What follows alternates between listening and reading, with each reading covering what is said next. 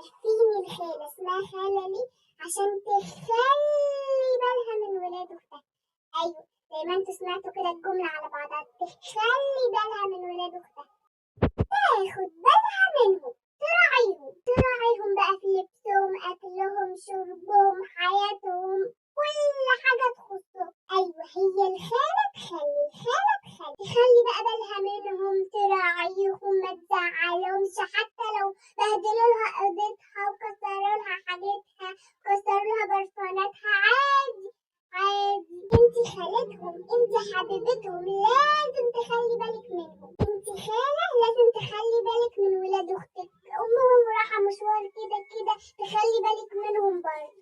رقم خالته مش سهل، انتي هتفوزي بالرقم ده، لازم تجتهدي بيه، لازم تخلي بالك منهم وتسهري على رعايتهم وتحبيهم وتدلعيهم وتهشتكيهم. امال انتي فاكرة ايه؟ رقم خالة ده بالسهل؟ لا، مش برضه لازم يندهولك فيه يقولك يا خالته، ممكن عادي يندهولك باسمك، يدلعوكي، ممكن كده في النص يشتموكي، بس عادي. وانتي اوعي بقى تزعلي منهم ولا تتوتري ولا تتضايقي، عادي مش مشكلة، لازم تخلي بالها من ولاد اختها.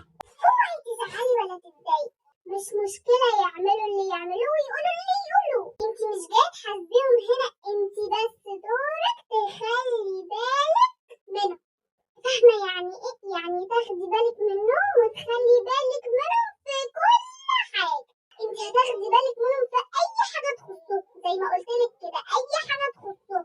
انت مش هتيجي تعندي عليهم في اي حاجة، لا، لازم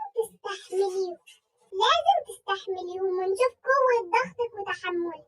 انت خالة يا ماما، مش اي حاجة، انت خالة لازم تخلي طول ما انت قاعدة تخلي بقى بالك منهم في كل حاجة، كل تفاصيلهم وكل حاجة تخصهم، واوعي تتضايقي ولا تزعلي يا حبيبة قلبي، انتي خالتهم، مش شاركاهم في مامتهم، يعني لازم تشاركيهم في كل حاجة يا حبيبتي، لازم تخلي بالك منهم في كل حاجة، اللي تتوقعي بقى واللي ما تتوقعيهوش، يعني تقعدي بيهم يومين، اسبوع، عادي، تخرجي بيهم بقى عادي خالص، تحبطي اوعي تقولي لا.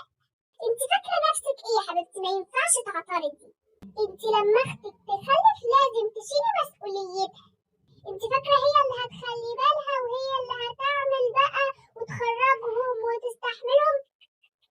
لا، اول ما امهم تخلفهم خلاص انت ما بقتيش حرة، انت بقى شيلي كل حاجتك من اوضتك، شيلي موبايلك، انت هتركزي معاهم اكتر من امهم، وصلت؟